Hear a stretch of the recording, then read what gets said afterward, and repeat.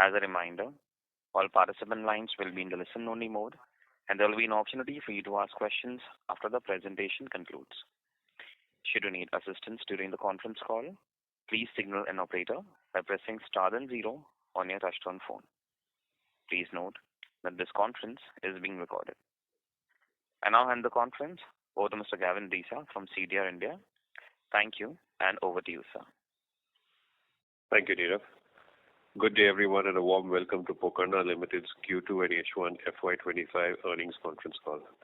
We have with us today Mr. Gautam Chand Jain, the Chairman and Managing Director, Mr. Paras Jain, the Chief Executive Officer at Pokarna Engineered Stone, and Mr. Vishwanatha Reddy, the CFO. Before we begin, I would like to mention that some of the statements made in today's discussions may be forward-looking in nature and may involve risks and uncertainties. I now invite Mr. Paras Jain to open proceedings of the call and share perspectives on the business and outlook. Over to you, Paras. Thanks, Gavin. Good morning, everyone. Thank you for your continued interest in Pokarna. It's a pleasure to connect with you today and share updates on our performance and progress. I'm pleased to report that Pokarna Engineered Stone Limited, the wholly owned subsidiary of Pokarna Limited, has delivered another strong quarter. This reflects the success of our targeted sales strategies, operational efficiencies, and disciplined cost management. Our performance in the first half of FY25 underscores the resilience of our business and our ability to adapt to evolving market conditions. Let me walk you through the consolidated financial highlights for the half year and second quarter ended 30th September 2024. For the half year, total revenue was INR 150.8 crores, a growth of 22.47% compared to H1 FY24. EBITDA of INR 154.1 crores, a growth of 26.55%. EBIT of INR 132.22 crores, a growth of 31%. A PAT of 78.05 crores, a remarkable growth of 54.18%. EPS of INR 25.17, a growth of 54.18%. For the second quarter, that is Q2 FY25, total revenue stood at INR 253.46 crores, a growth of 24.33%. EBITDA of INR 88.29 crores, growth of 20.67%. EBIT of INR 77.76 crores, a growth of 22.44%. PAT of INR 44.96 crores, a growth of 37.49%. And EPS of INR 14.5, a growth of 37.49%. This robust growth reflects the success of our ongoing efforts to optimize our product mix, improve operational efficiencies, and focus on high-value markets. Macroeconomic environment. In the U.S., we are observing signs of stabilization. The U.S. Federal Reserve rate cuts totaling 0.75 percentage points, along with the rising home equity values, could support economic activity and drive remodeling projects. We are closely monitoring these developments as they align with our opportunities in our industry. Strategic growth initiative. Our focus remains on sustainable growth. We are actively launching new quartz products and expanding market efforts to reach a broader customer base. At the same time, we continue to prioritize the operational efficiency and cost management to effectively navigate pricing pressures. Capacity and technology expansion. We are making significant strides in capacity expansion and technological advancements. 440 crores investment in Mekaguda facility. We are expanding our state-of-the-art quartz manufacturing facility in Telangana by adding a third beton stone production line, scheduled to be operational by March 26. This new line will significantly enhance our capacity while maintaining high standards of sustainable manufacturing. The investment will be funded through a mix of debt and internal accruals. Technological upgrades. The Creos line is progressing towards commercialization in Q3 FY25 with exciting product launches planned in Q4 FY25. The Chromia line designed for high-definition digital printing is expected to be operational by Q4 FY25, enabling us to deliver unique and differentiated products. Market opportunities. We are encouraged by growing interest in newer markets, including Canada, France, Mexico, and Russia, which present promising growth opportunities. However, we remain cautious in managing competitive pricing pressure from producers in India and Southeast Asia. Our strategic focus on innovation and differentiation positions us well to address these challenges. Granite business. Turning to our granite business, the environment continues to pose challenges as reflected in this quarter's results. We are implementing cost control measures and exploring opportunities to increase revenue in this division. While the near-term outlook remains cautious, we are committed to addressing these challenges with a focused and measured approach.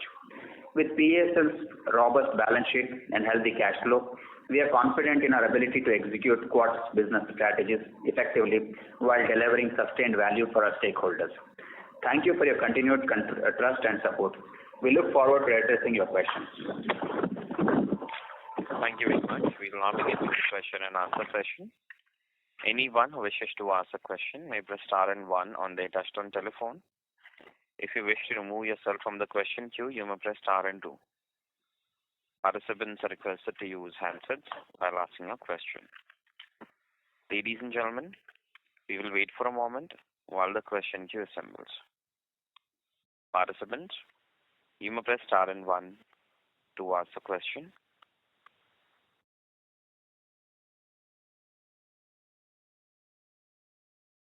The first question is from the line of Naman Parmar from Innovation Investment Advisory. Please go ahead. Yeah, good morning, sir. Thank you so much for the opportunity and congratulations on a great set of numbers. So, sir, firstly, I wanted to understand with the new capacity coming in, how much revenue potential can be done? And I think from an existing capacity, you can do around 1,000 crore of revenue, if I am not wrong.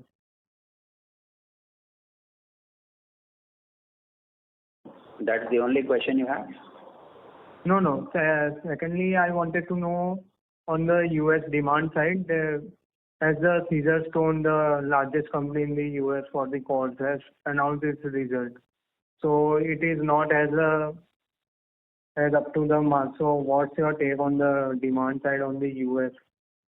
And thirdly, I wanted to know the change in the presidentialship in the USA. So you expect any dumping duty to be on the cost to increase from current level?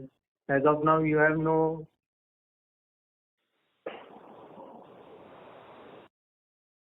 Okay. So now coming to your first question, historically we have maintained that the asset turn is about 1 to 1.25.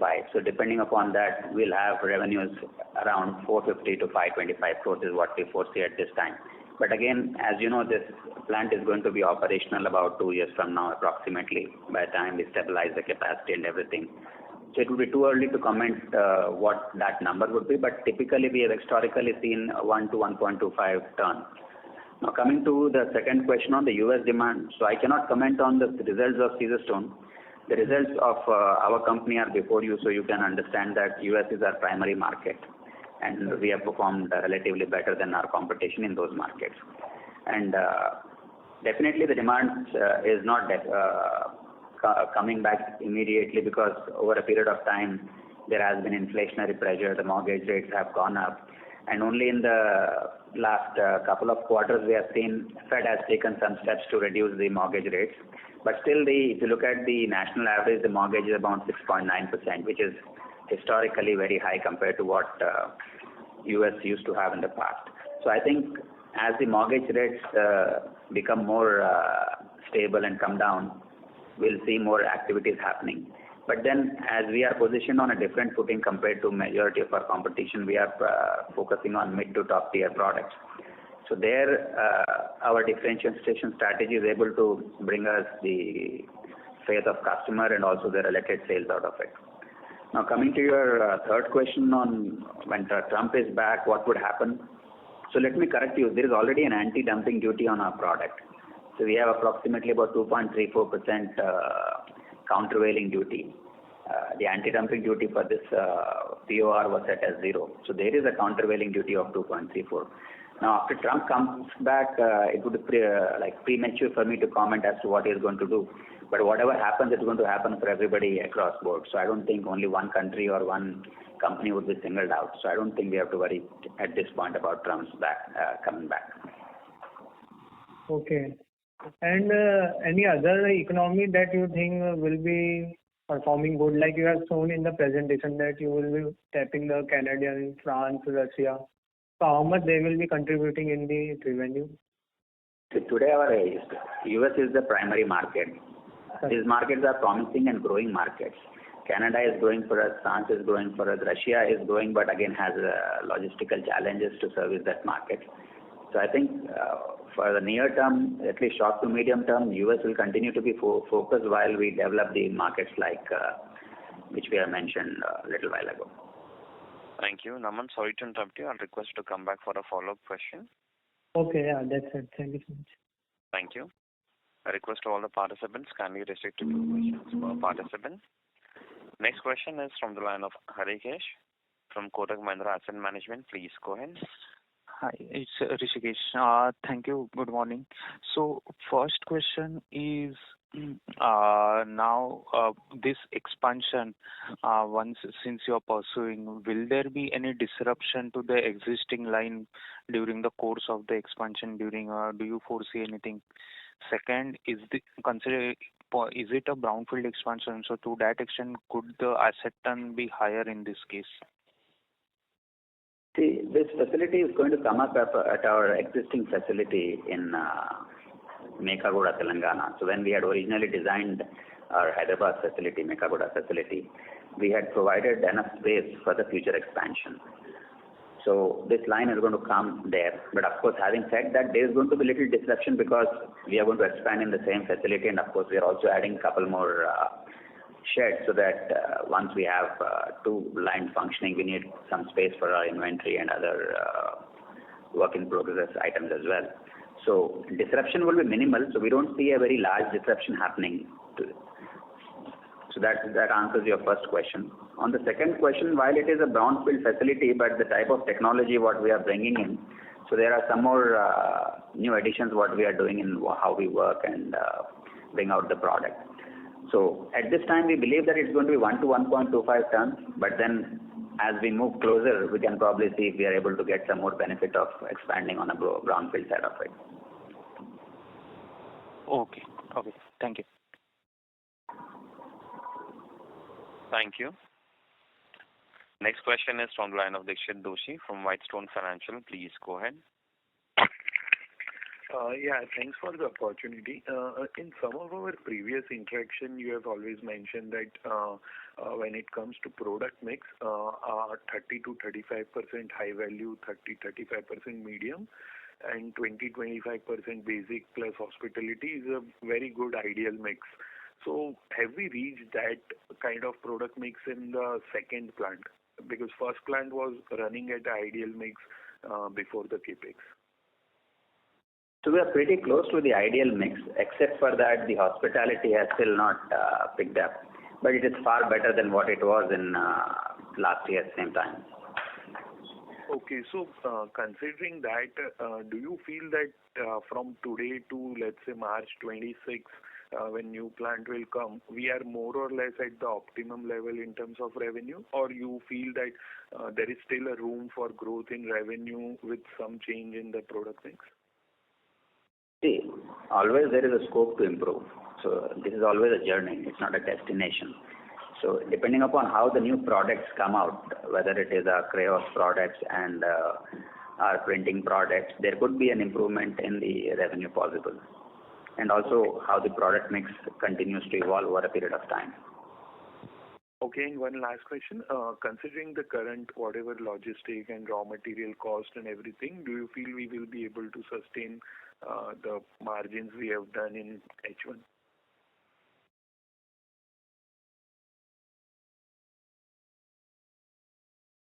Hello?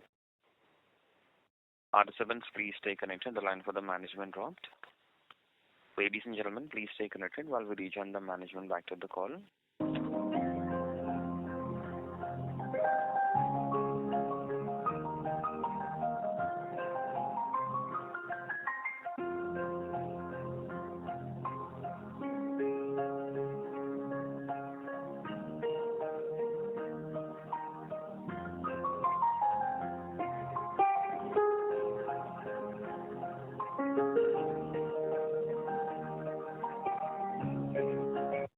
Ladies and gentlemen, thank you for your patience. We have the line for the management reconnected. Question, I requested to repeat your question once again for the management. The last question was considering the raw material cost and the logistic issues, you feel that more or less we will be able to sustain our H1 margins? Yeah, I think at this time we believe that the H1 margins more or less are in line with our expectations, and we believe that H2 would also be pretty close to that. Okay. Thank you. That's it from my side. Thank you very much. Next question is from the line of Vaibhav Gupta from Bowhead India. Please go ahead. Hello, sir. Congrats on a great set of numbers. Sir, my first question is, how is the freight rate situation? Has it normalized now, and are we seeing ordering from distributors in US who were earlier deferring their orders? Yeah, so I think the freight rate situation is definitely improved compared to what we have seen in probably 2 to 3 quarters back. And of course, because this is the end of the year now, so except for that situation where distributors typically say that we want less arrivals around Christmas and New Year, otherwise the ordering is not impacted by the freight rate situation anymore. Got it, sir. And sir, how will the presence of new Chromia and Creos lines change our product launch cycle for next year? The Creos is under trials now, so our R&D team is making some trials and trying to understand the technology better and develop products. So we see that Creos products, effectively the large launches would happen in Q4 of FY25. Chromia line is still to be installed, so it's going to be installed and operational. We are foreseeing it in Q4 of FY25. So we expect that Creos typically would help us sustain or improve our margins and realization. And Chromia is more of a decoration and also looking into service some other segments. So we will have to see how it evolves in terms of the realization. But Creos, we believe, is going to help us to definitely maintain and sustain the realization of what we see. So the Creos line is specifically for wall cladding and thin slab purpose, or it can also be used for countertops? It can be used for countertops. It can be used for wall cladding. So depending upon what thickness of the product you produce from Creos line, the end use application would be determined. And also the market is also a factor, because there are certain markets where they use even thin slabs for the countertop or the furniture tops. And there are some markets where they prefer to use a thick material for the countertop. So what Creos is going to do is it's going to give us a slab of different thickness. And now the application based on thickness will vary from market to market, application to application. Got it, sir. And one last question from my side. Tax rate was a bit high this quarter. So what would be the tax rate going forward?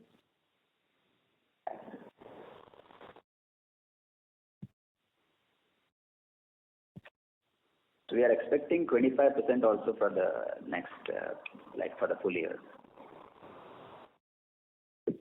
Got it, sir. Thank you. Thank you.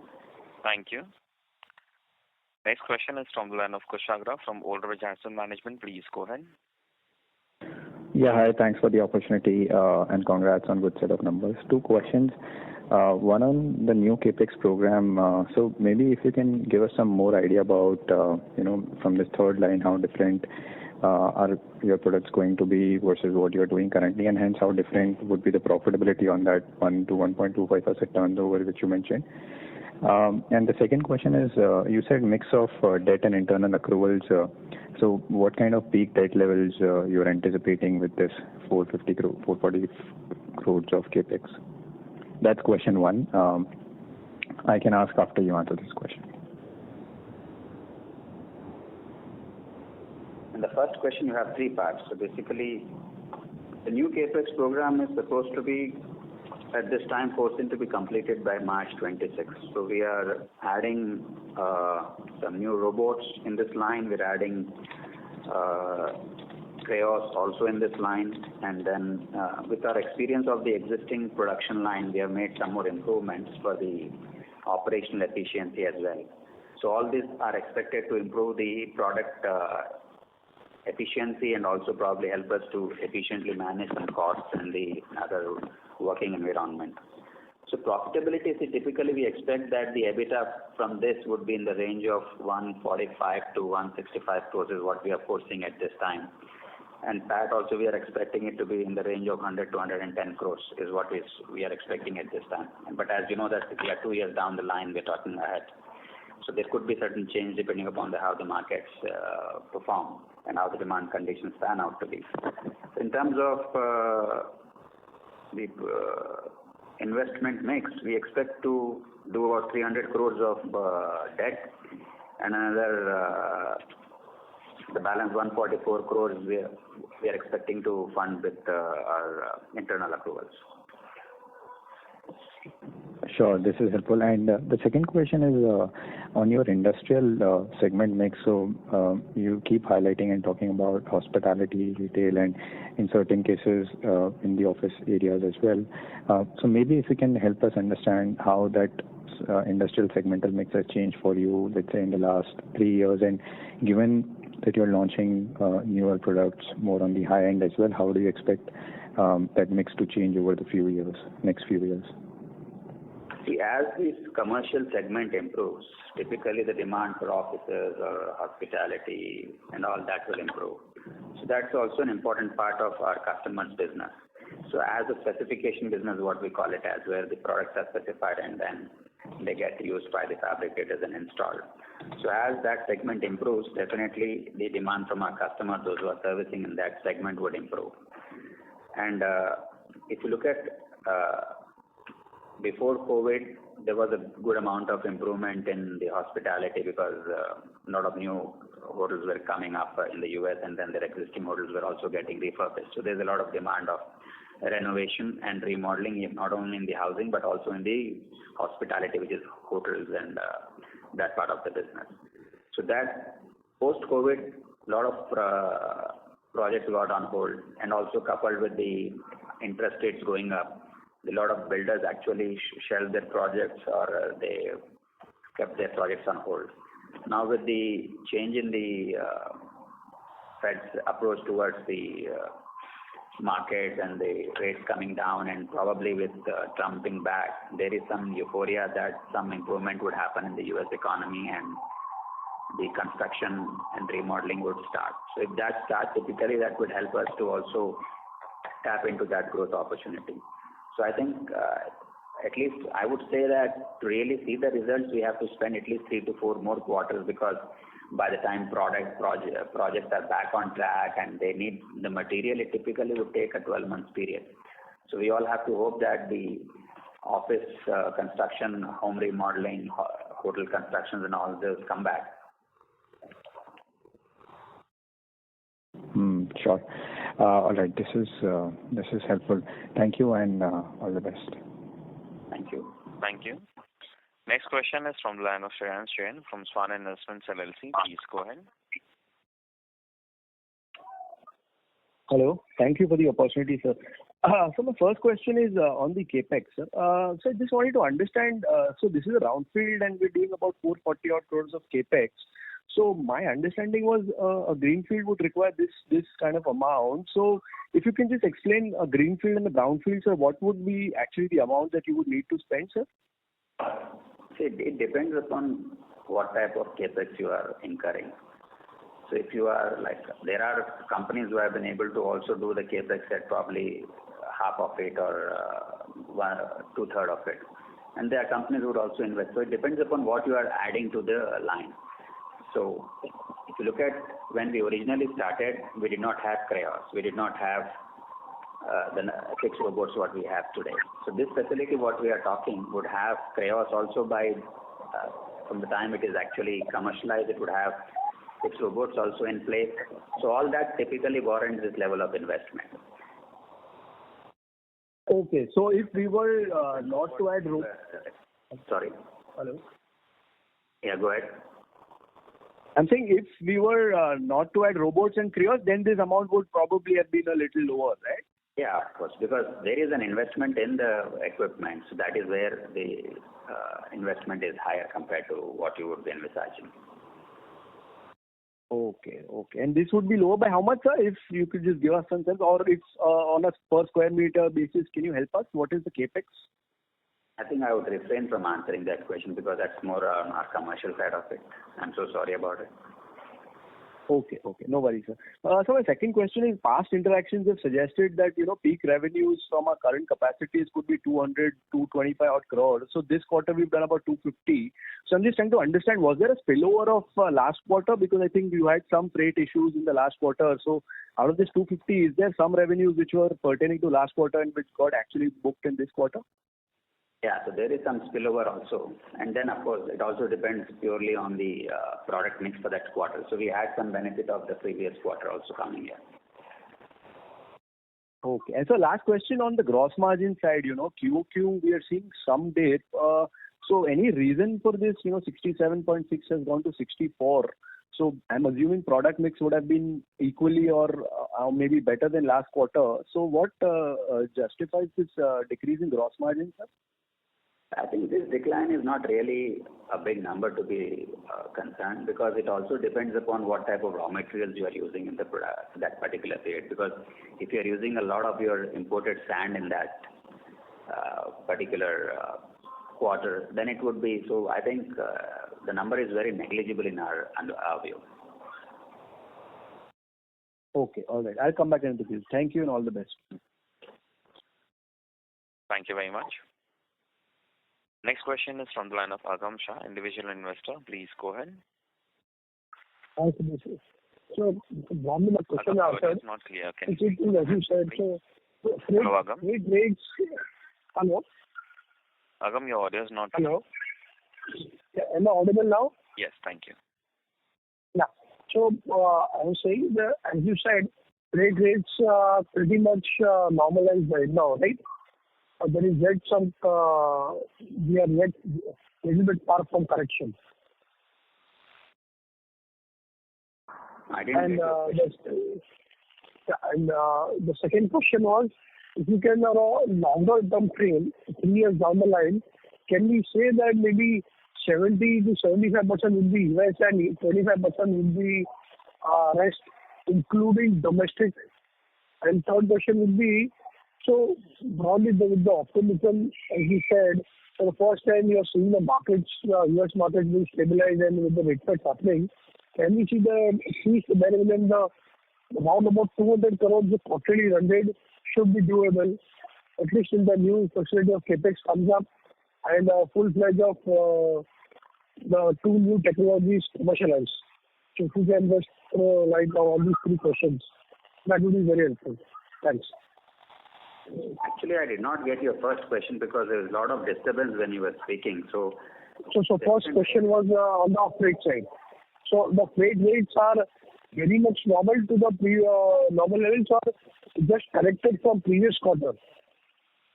So I think the freight rates, what we are seeing, they are pretty close to the normal levels for most of the US ports, and there are certain ports where there is still not there. But I think if the situation continues like that, it should be pretty close across the US ports.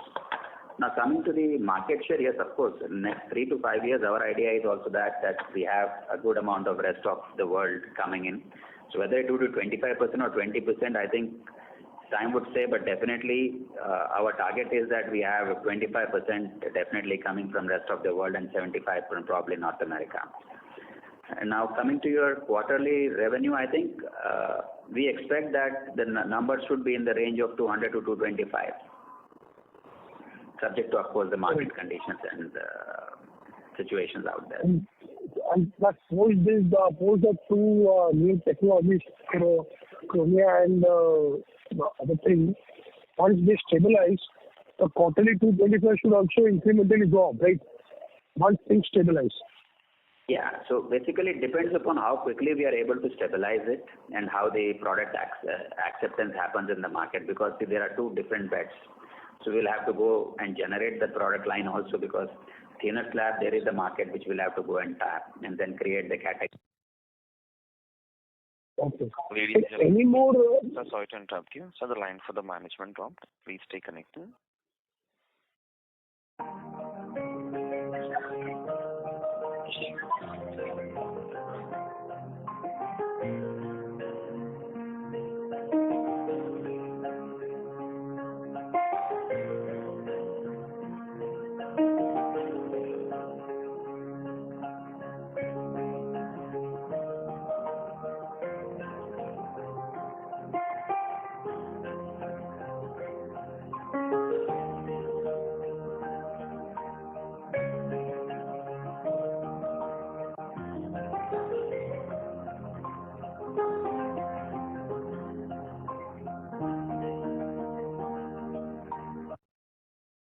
Ladies and gentlemen, thank you for your patience. We have the line for the management reconnected.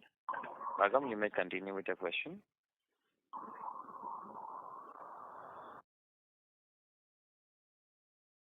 Ragam, can you hear us? Hello. So the line for the participant dropped. We move on to the next participant. The next question is from the line of Amay from Banyan Capital Advisors. Please go ahead. Yeah, thanks for the opportunity. So you mentioned that with this new capex, 145 crores can be the EBITDA on a 450 crore revenue. I just wanted to understand how this 145 crore EBITDA will translate into a 100 crore PAT. We will have a lot of efficiency also coming other way around, because we think that with whatever we are doing in terms of, I think depreciation of, just hold on a second.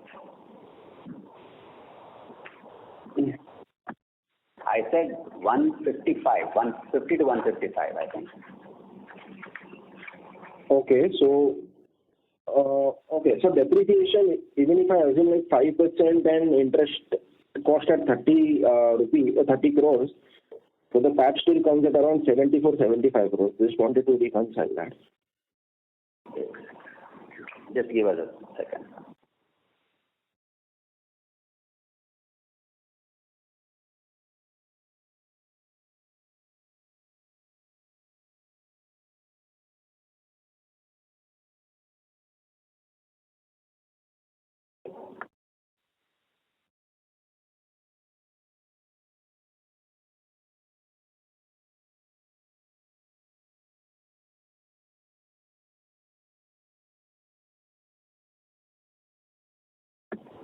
Amen. Yes, sir. Look at our current numbers also. We have, I think, a bit of around 156 crores, and PAT is close to around 90 crores. Right. So so basically 100 crore PAT on a 450 crore revenue comes to 22% PAT margin. Currently we are at 17-18%, sir.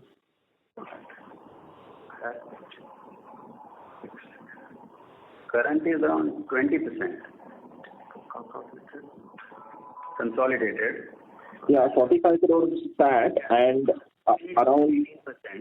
On a consolidated, we are 18%, but if you look at the PESL, we are around 20%.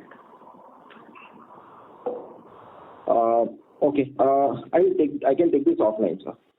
Okay. And so the next question is, how do you expect the ramp up of this facility to be in the first year and onwards?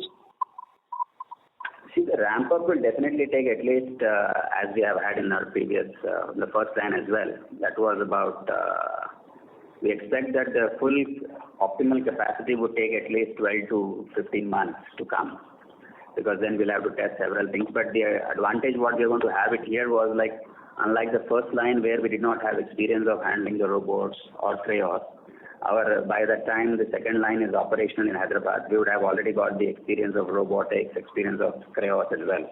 So it should be definitely theoretically better than what we had in the first line.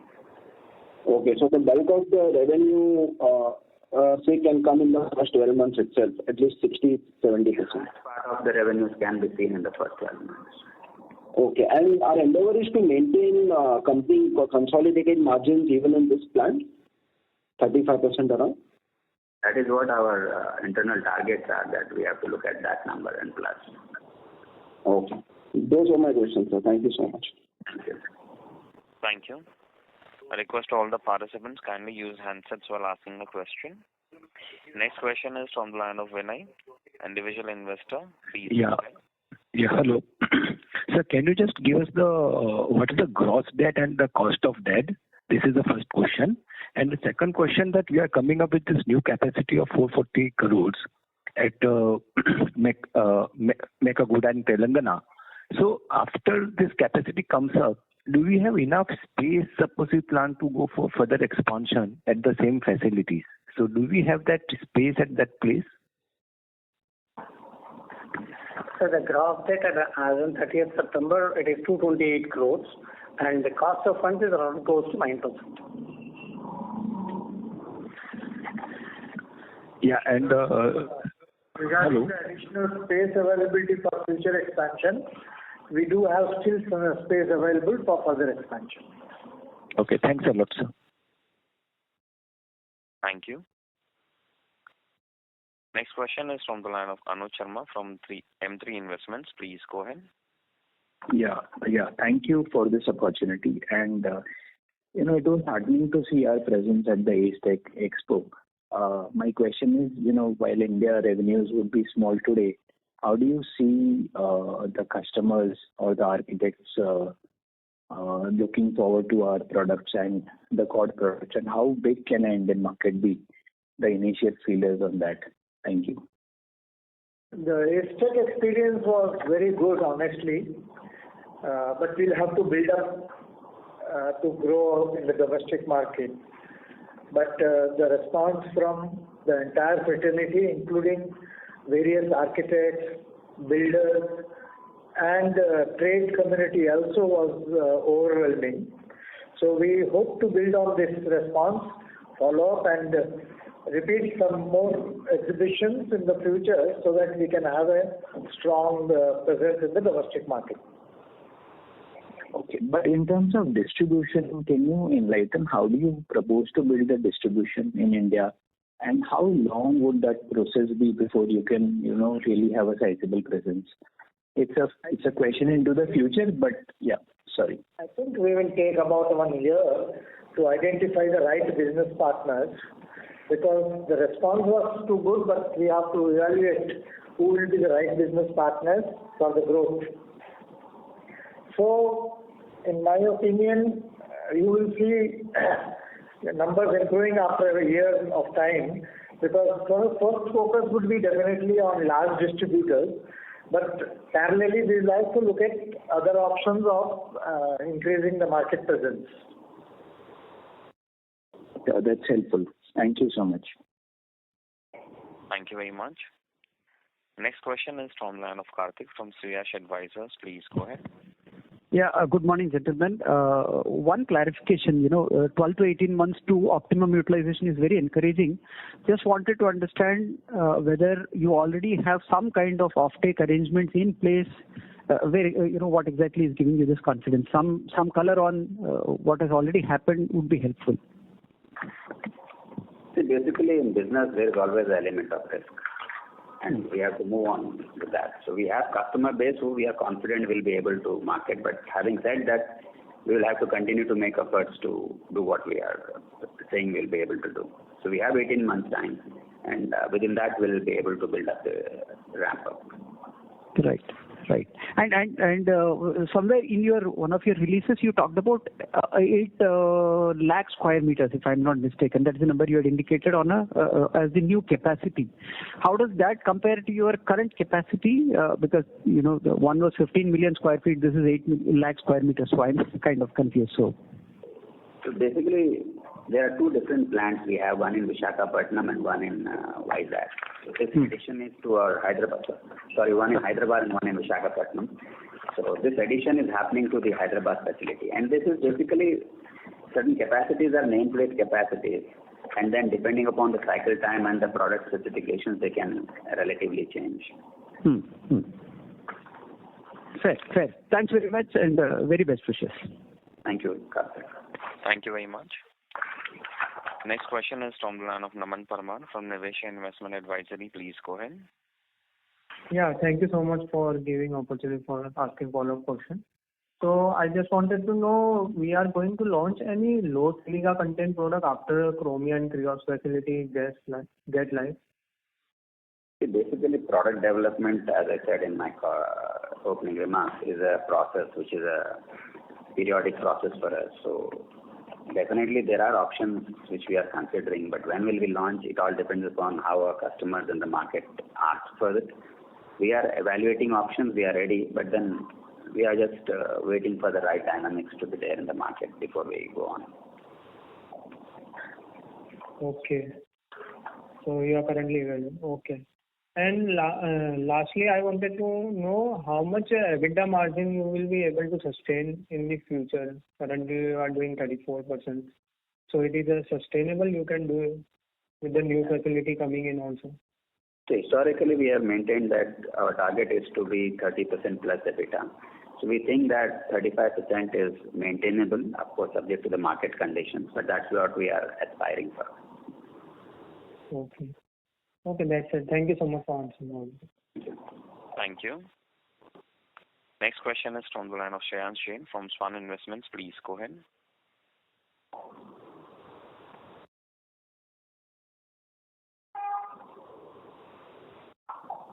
Shreyansh, may I request to unmute your line and proceed with your question? Hello. I have two questions, sir. So first is on the India market. One of the players in the similar business has officially put in its presentation that India business will be 10 to 15% for them over the next 3 years. So I'm just trying to understand, sir, what's our India strategy? Obviously, you mentioned a few things, but being a pioneer and a leader in this category, so do you think we need to put in more efforts, more capital, more bandwidth? I'm just trying to get some sense, how do you think about India as a business, and, when do you think you will actually ramp up your efforts in terms of hitting the pedal? Just some sense on that, sir. See, we don't want to compare with other players. Our strategy will be our own strategy. But having said that, the market has acceptance now for good quality, high-value products. So we will definitely ramp up our domestic market sale.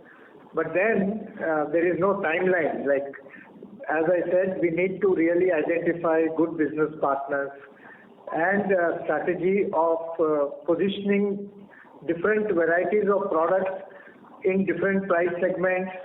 Like, we don't want to tell today what will be our strategy for the entire domestic market, because for various competitive privacy. But we definitely will make sure that the percentage goes up gradually in every quarter on the domestic front. So what would India be currently, sir? Currently is like a minuscule number, actually, if you really look at it. So we are building from a base which is pretty low. Our focus, that always has been export market. Now that looking at the Indian market and Indian growth story, we feel that the market is now right to accept our kind of product in the market. So let's hope that we at least achieve 10% of our turnover on the domestic front. That's the first target. Okay. So my second question is, can you help us understand, we've done pretty well in this quarter, and from Caesar's numbers, we understand that they were weak. So I'm just trying to get some sense, have we gained some market share there in the US? We're doing better than the other players. Just some sense, what is happening there, sir, and how are we doing versus competitors? Basically, I don't know what are the problems of my competition, so I will not be able to tell that why they have not been able to perform better in the quarter. But every company has their own strategy. So probably it is the strategy what we are following, because our customers are succeeding, so we are succeeding. That's our bottom line. So since we don't go like Caesarstone to the end consumer or to the fabricator, we work predominantly with the large distributors, and their success is our success. And what I can say is that if they are succeeding, we are succeeding. And that's the reason what you say is what is delivered. Okay. And the last question, we are at a gross debt of about 375 crores on September. And you also said that we will be needing about 300 crores of debt for the capex. So, sir, FY26 and what kind of debt repayment do you look at, and what is the kind of peak debt that we will be at FY26? Next 12 months repayment is 65 crores. Next 2 years? Next 12 months. Next 12 months is 60 crores. And so peak debt would be about? It should be around 350 crores. By the time we take the new debt, by that time we would have paid most of the debt. Okay, sir. All right. Thank you and all the best. Thank you so much. Thank you very much. I now hand the conference over to the management for closing comments. Thank you so much, and we look forward to connecting again for the next quarter. Thank you. Thank you very much. On behalf of Pokarna Limited, that concludes this conference. Thank you for joining us, and you may now disconnect your lines. Thank you.